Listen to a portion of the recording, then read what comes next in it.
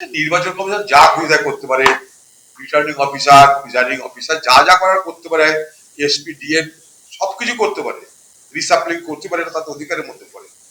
কিন্তু আমার বক্তব্য একটাই, সবকিছু হচ্ছে, কিন্তু নির্বাচন কি হচ্ছে, নির্বাচন দিন তাই তৈরি হয়ে গেল নির্বাচনের, কিন্তু ভোটার লিস্ট এখনো পাবলিশ হলো না। এটার মানে কি আছে? মানুষের এই নির্বাচন কমিশনের প্রতি আস্থা পুরো হারিয়ে গেছে। এই নির্বাচন কমিশনকে মানুষ কোনো ভরসাই করতে পারছে না।